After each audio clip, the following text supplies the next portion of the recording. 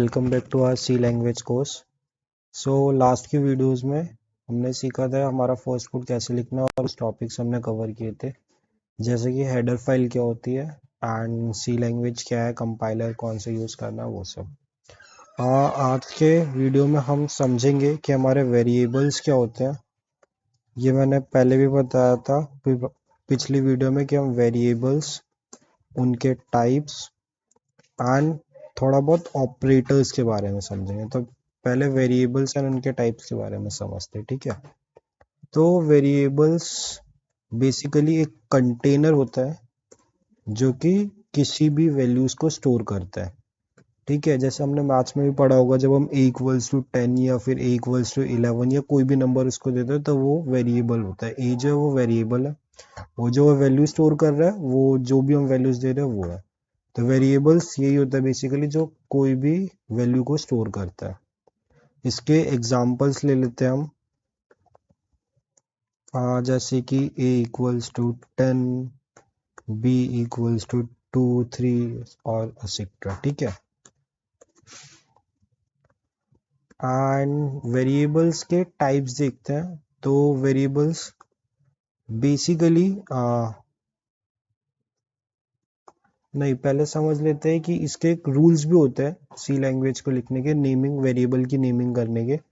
तो सी लैंग्वेज में कुछ रूल्स होते हैं जो हमें फॉलो करना होता है।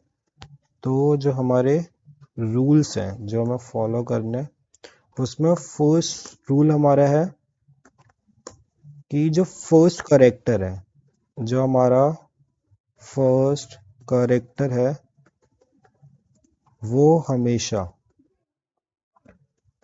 अल्फ़ाबेट होना चाहिए।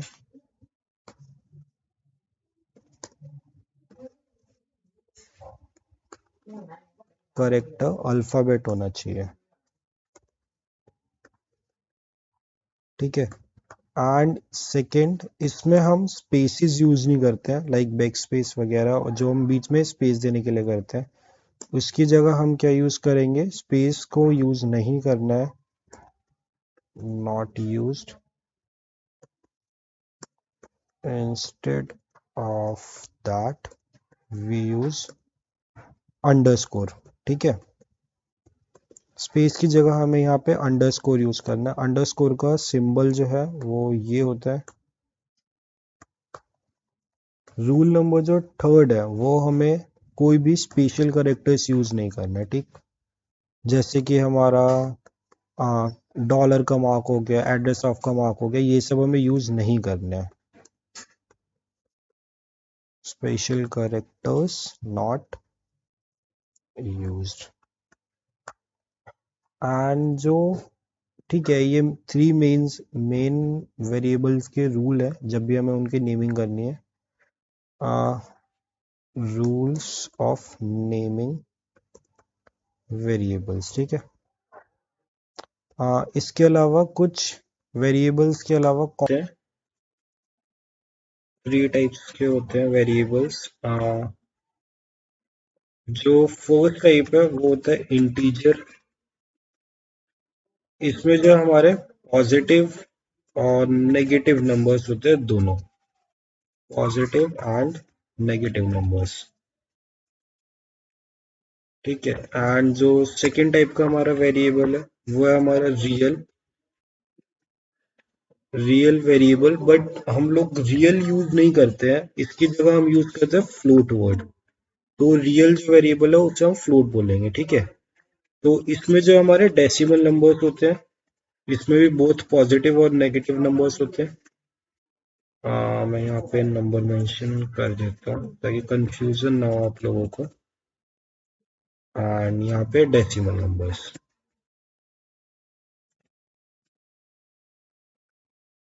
एंड जो थर्ड टाइप का होता है वो होता है हमारा करेक्टर, करेक्टर वेरिएबल। करेक्टर में हमारे अल्फाबेट होते हैं, लोअर केस अपर केस के दोनों। एंड जो हमारे सिंबल्स हो गए, जैसे कि परसेंट का सिंबल है, एड्रेस ऑफ का सिंबल है, या फिर डॉलर का सिंबल है, ये सब हम यूज करते हैं, ठीक है। तो इसमें हमारे अल्फाबेट्स जो बेसिकली हम ज्यादा यूज करेंगे वो हमारे अल्फाबेट्स हो गए वेरिएबल का नेमिंग करने के लिए। इसके बाद में हम कांस्टेंट्स भी समझ लेते हैं। कांस्टेंट्स क्या होते हैं, जैसे कि नेम से पता चलता है, कांस्टेंट जिसकी वैल्यू फिक्स्ड हो।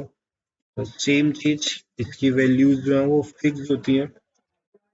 तो ये भी एक कंटेनर टाइप होता है, बट इसकी वैल्यूज जो फिक्स है, यहाँ पे हम चेंजेस नहीं कर सकते। तो इसके भी टाइप्स देख लेते हैं।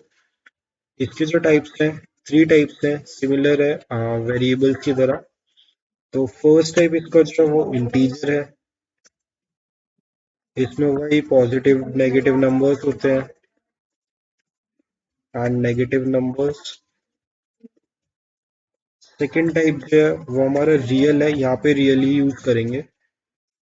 इसमें हमारे डेसिमल नंबर्स होते हैं, both positive and negative decimal numbers. And जो थर्ड है, इसमें हमारा करेक्टर है। एंड या इसमें भी हमारे अल्फाबेट चाहिए मेन जो है, एंड वही सिंबल्स वगैरह एड्रेस ऑफ के, और जो स्पेशल करेक्टर्स है वो सारे, ठीक है। Address of and dollars. तो ये हमारे कॉन्स्टेंट्स हो गए। इसके बाद में हम समझते हैं कि हमारे कुछ लाइब्रेरी फंक्शंस होते हैं। Library functions.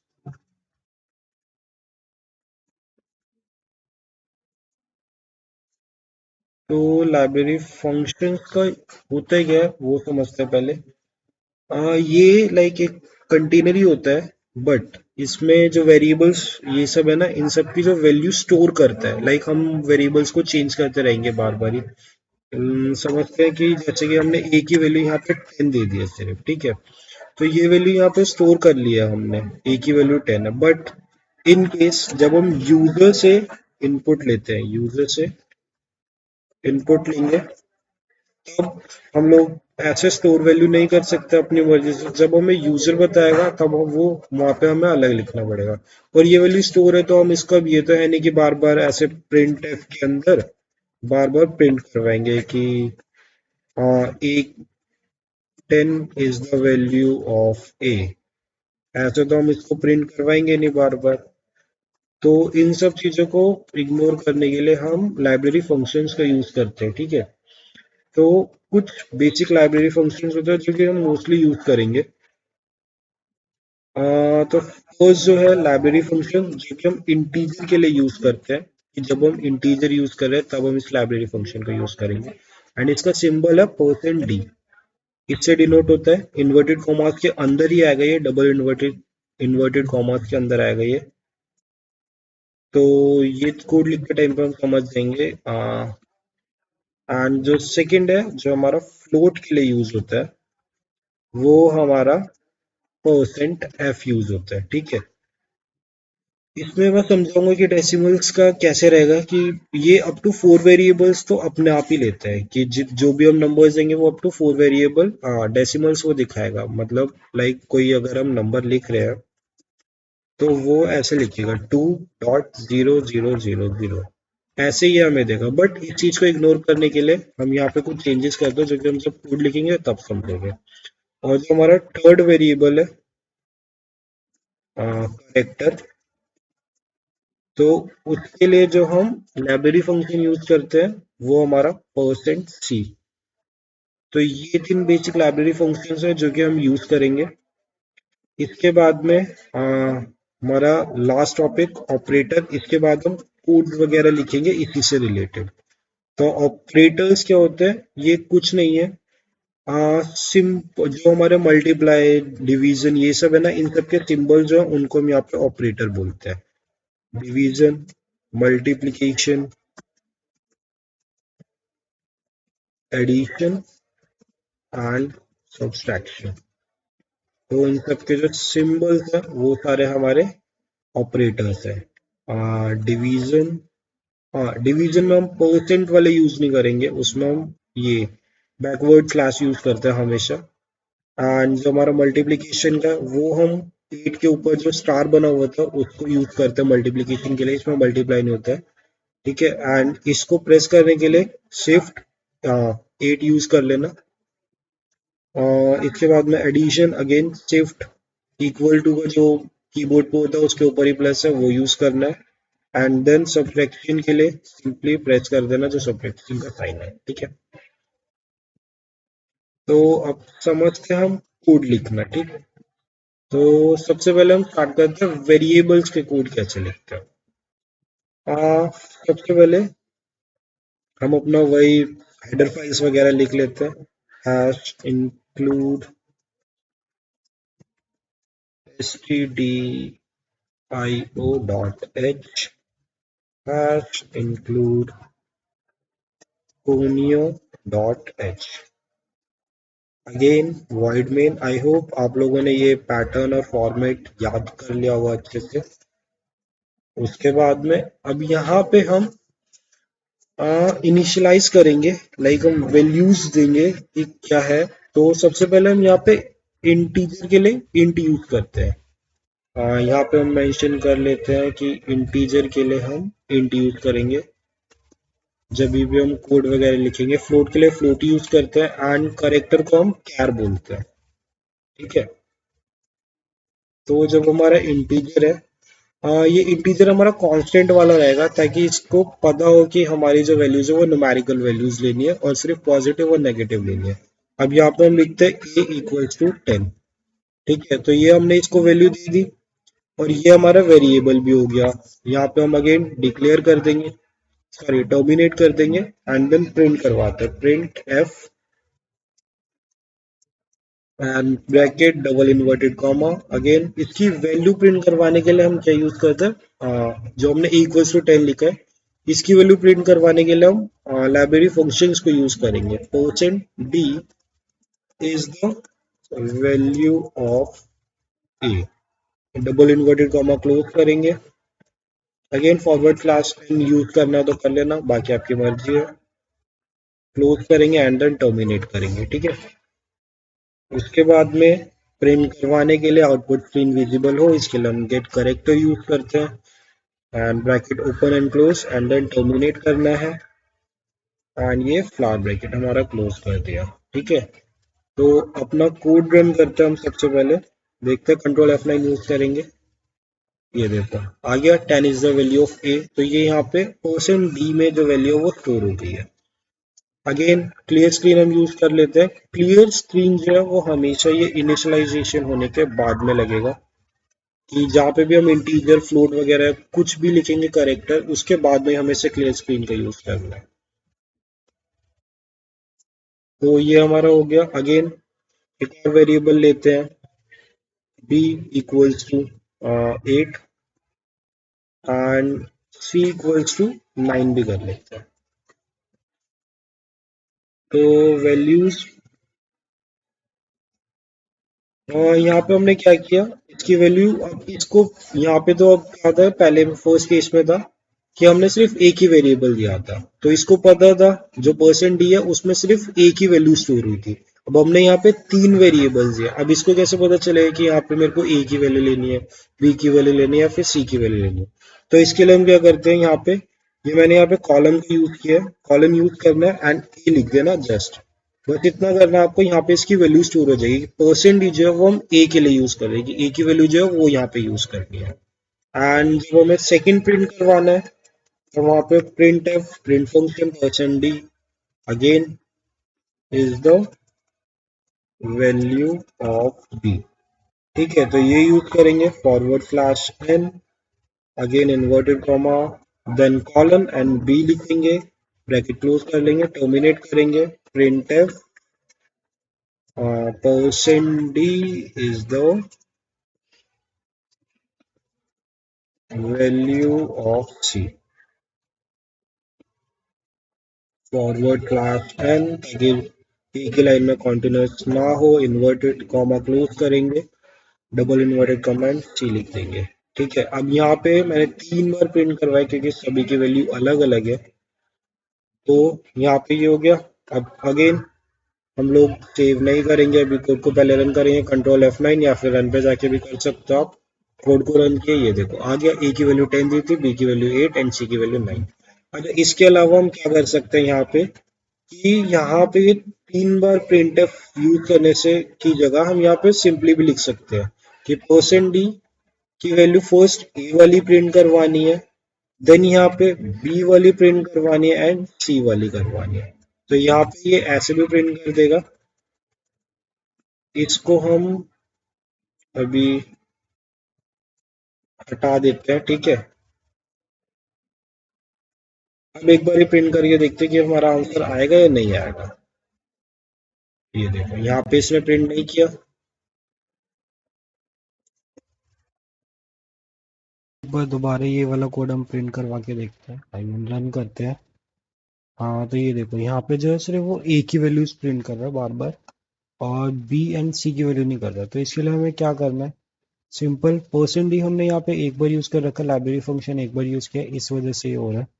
Comma percent D again use कर लो, एंड लास्ट में जो है उसके लिए एक और परसेंट डी यूज करना है। ठीक है, अब एक बार रन करना कोड को। अब देखो यहाँ पे तीन वैल्यूज आ रही है, लेकिन यहाँ पे ए सिर्फ आ रहा है क्योंकि हमने यहाँ पे सिर्फ ए लिख रखा है। तो इसको भी ठीक कर देते हैं, a b and c respectively. ठीक है, अब देखो अब हमारा कोड एकदम सही चलेगा।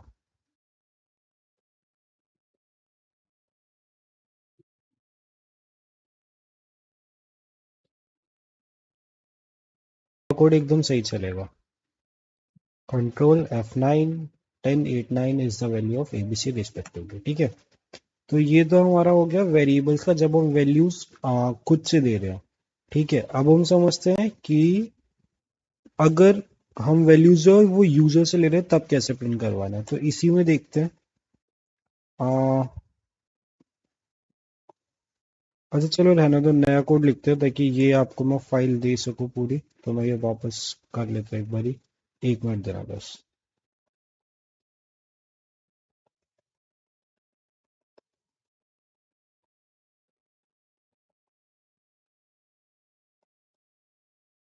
ठीक है, अच्छा एक और चीज मैं समझाता हूँ, इसमें एक नया टॉपिक ऐड करते हैं इसी में हम।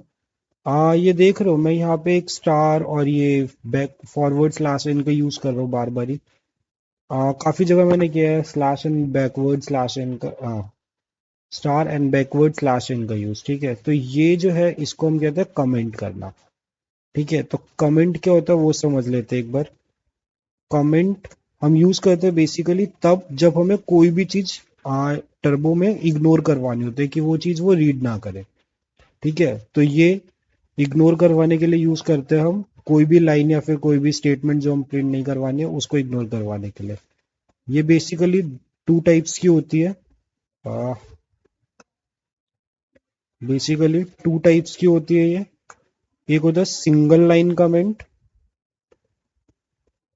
एंड एक होता है डबल लाइन कमेंट, और सॉरी मल्टीपल लाइन कमेंट।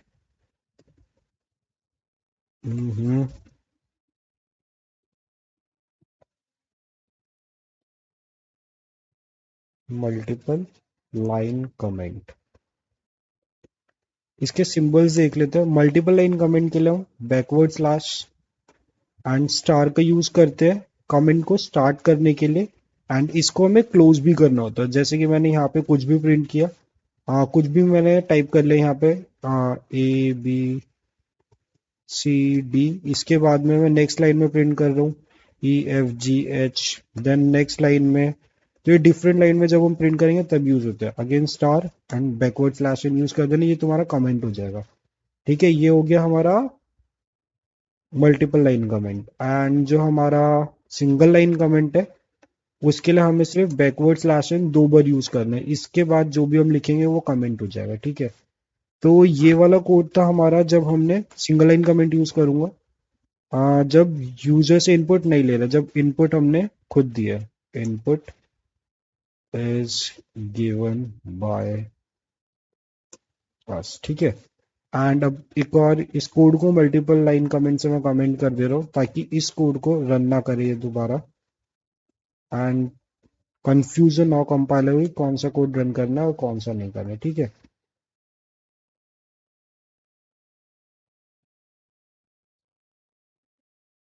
हाँ अगेन से हम अपने वेरिएबल्स बना लेते हैं। इंटीजर ए, ए ही पहले समझते हैं कि यूजर से इनपुट ले रहा है वो।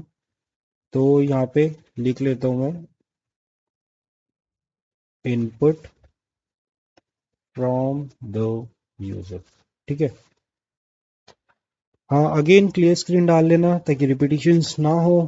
प्रिंट एफ, ब्रैकेट ओपन कर लेना, इन्वर्टेड कॉमा। अब इसके अंदर लिखता हूँ प्लीज एंटर वैल्यू ऑफ ए। ठीक है। अब यहाँ पे कुछ नहीं करना, सिंपली हमें ये लिखना और स्पेस छोड़ देना है। ठीक। अगेन टर्मिनेट कर देना। अब जब भी हमें यूजर से इनपुट लेना होगा तब हमें क्या करना है, हम नॉर्मली प्रिंट एफ यूज करते थे प्रिंट करवाने के लिए, अब हमें चाहिए स्कैन एफ। एक नया फंक्शन है स्कैन एफ, जिसमें ये यूजर से हमेशा इनपुट लेगा। जब भी हमें यूजर से इनपुट लेना होगा तो यही फॉर्मेट में लिखना है। तब यहाँ पे %d लाइब्रेरी फंक्शन यूज करना है, जो कि हम वेरिएबल्स के लिए कर रहे हैं, इंटीजर के लिए। ठीक है। एंड यहाँ पे एड्रेस ऑफ किसकी वैल्यू चाहिए, हमें ए की चाहिए, तो वो लिख देना ताकि वो ए की वैल्यू को प्रिंट करे ऊपर। ये अभी एक ही वैल्यू है तो यहाँ पे तो कर देगा प्रिंट, लेकिन जब हम और ज्यादा वैल्यूज लेंगे और ज्यादा वेरिएबल लेंगे तो वहाँ पे अलग अलग होगा, तो इसे पता कैसे चलेगा, उसके लिए यहाँ पे ए लिखना एड्रेस ऑफ के बाद में। अब इस कोड को रन कर लेना। 5 एरर शो हो रहा है, चलो समझते हैं एक बार ये भी। अच्छा, जो हमारा एरर मेन आ रहा है वो बेसिकली ये कमेंट मार्क की वजह से है। सेव करते हैं, अगेन कोड को रन करते हैं, ये देखो अब चल रहा है। अब यहाँ पे यूजर इनपुट देगा 45, तो यहाँ पे ये यूजर ने इनपुट दिया, ये हो गया स्टोर यहाँ पे कि जो यूजर ने वैल्यू दी थी वो स्टोर हो गया। ठीक है। अब सिमिलरली एक और वेरिएबल बना लेते हैं, बी वेरिएबल। अब बी की वैल्यूज लेते हैं हम यूजर से। Again print f inverted comma please enter value of b. ठीक है। And then terminate scanf inverted comma %d address of b। क्या गलत किया, हाँ इन्वर्टेड कॉमा क्लोज में किया है। टर्मिनेट कर देना। अब देखो दो की वैल्यूज ये स्टोर करेगा, एक तो ए की ले ली इसने एंड ये बी की ले ली। ठीक है। अगेन एग्जिट करने के लिए कोई भी प्रेस की कर देना। ये हमारा हो गया वेरिएबल्स का, जब हम इनपुट लेते हैं किससे, एक तो खुद से कर रहे हैं और दूसरा जब हम इनपुट यूजर से ले रहे हैं। ठीक है। वो ने वैल्यू स्टोर करवा ली, ए एंड बी की प्रिंट भी कर रहे हैं, हम लोग देख चुके हैं। तो अब एक और चीज करते हैं इसी कोड के अंदर, अब हम ऑपरेटर्स का यूज करते हैं इस कोड के अंदर। ठीक है। क्या करेंगे, ऑपरेटर्स को यूज करेंगे। यहाँ पे जो हम ऑपरेटर्स यूज कर रहे हो, जो मैंने आपको ऊपर बताया, वो अरिथमेटिक ऑपरेटर्स है। बेसिकली जो मल्टीप्लाई डिवीजन है, ये सारे अरिथमेटिक ऑपरेटर्स हम यूज कर रहे हैं यहाँ पे। तो यहाँ पे अब ए एंड बी का हम सम निकालते। ठीक है। तो उसके लिए एक नया वेरिएबल बनाना पड़ेगा हमें, यहाँ पे सम नाम से बना लेते हैं। अच्छा, ये देखो जैसे मैंने यहाँ पे स्पेस बीच में कॉमा के बाद छोड़ रखा है, ये नहीं छोड़ना है। मतलब यहाँ पे तो आप छोड़ सकते हो, बट अगर जैसे यहाँ पे सम ऑफ ए एंड बी अगर मैं यहाँ पे लिख रहा हूँ, मान लो नाम दिया मैंने, तो यहाँ पे ये स्पेसिस नहीं करने, यहाँ पे हम अंडरस्कोर का यूज करते हैं। ऑपरेटर्स सम निकालते हैं। चलो सम मल्टीप्लाई डिवीजन सब कुछ करते हैं साथ में। ठीक है। फर्स्ट सम निकालते हैं। तो सम का वेरिएबल हम ऑलरेडी बना चुके हैं, equals to a plus b, इतना लिखा। सम को प्रिंट करवाते हैं, print f. Again %d use करेंगे, क्योंकि सम भी जो है वो भी एक इंटीजर वेरिएबल ले रखा है हमने, वो इंटीजर है जो सम का वेरिएबल है। %d is the sum of A and b, a and b. ठीक है। अब यहाँ पे अगेन जैसे हम पहले कर रहे थे कि ए की वैल्यू स्टोर करवाई है तो प्रिंट करवाने के लिए, तो यहाँ पे अब हम सम लिखेंगे, तो यहाँ से ये प्रिंट हो जाएगा। कंट्रोल F9 से रन कर लेना कोड। ए की वैल्यू हम देते हैं 10 एंड बी 2, प्लस किया उसने। अब देखो आगे ना, यहाँ पे 12 is the sum of A and b. Similarly अब यहाँ पे हम सब्ट्रैक्ट भी करते हैं, ये हमने सम निकलवा लिया। सब्सट्रैक्शन भी कर लेते हैं एंड फिर मल्टीप्लाई भी करेंगे एंड डिवीजन भी। अच्छा, इसी के बेसिस पे मैं एक दो क्वेश्चंस भी दूंगा आप लोगों को, वो भी कर लेना। तो अभी हम सब्ट्रैक्ट करते हैं, ठीक है। तो सब्ट्रैक्ट नाम से मैंने एक वेरिएबल बना लिया सब नाम से। तो a minus b, then terminate कर देना। इसका वेरिएबल हमें स्टार्टिंग में बनाना पड़ेगा सम की तरह। तो यहाँ पे चलो चारों ही रखते हैं एक साथ में, सब्ट्रैक्ट, मल्टीप्लाई एंड डिवीजन, ठीक है। एंड अब प्रिंट करवा लेते हैं, print F inverted comma percent d is the subtraction of a and b। या फिर इसकी जगह आप नॉर्मल स्टेटमेंट भी लिख सकते हो, percent d is the difference between a and b, ठीक है। Terminate and then again control F9 से प्रिंट करवा लेना। मैं एक साथ में सारा लिख दे रहा हूँ ताकि वीडियो ज़्यादा लंबी ना जाए और इजीली आपको समझ भी आ जाए। ए इंटू बी, मैंने कहा था मल्टीप्लाई के लिए साइन का, मल्टीप्लाई का जो साइन है वो स्टार यूज करेंगे क्योंकि मल्टीप्लाई का साइन यहाँ पे नहीं होता है। अब ये मत कहना है कि x को हम यूज कर सकते हैं, बट वो x एज अ करेक्टर लेता है ना कि मल्टीप्लाई का साइन, ठीक है। तो प्रिंट एफ ये भी प्रिंट करवा लेते हैं, percent d is the multiplication of A and b, ठीक है। Inverted comma close. अब मैं यहाँ पे क्या गलती कर रहा हूँ, यहाँ पे स्टेटमेंट प्रिंट करवाने के बाद मैं बता तो हो ही नहीं रहा कि किसकी वैल्यू कहाँ से उठानी है। तो यहाँ पे मल्टीप्लाई, यहाँ पे सब। उसके बाद में डिवीजन का भी करवा लेते हैं साथ में। डिवीजन का सेम जाएगा a divide by b। Divide के लिए फॉरवर्ड और बैकवर्ड स्लैश एन यूज करना है, परसेंट वाला मार्क नहीं करना है, वो रिमाइंडर फाइंड करने के लिए करते हैं, ठीक है। तो प्रिंट एफ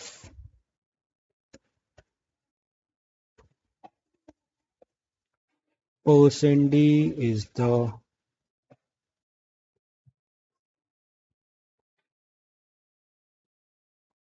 अच्छा डिवाइड करने के लिए एक चीज और देखना, कोई भी अगर डेसिमल नंबर होगा तो वो वहां पे नहीं दिखाएगा क्योंकि हमने इंटीजर लिया ना कि float. Is the division of A and b, तो वो भी याद रखना।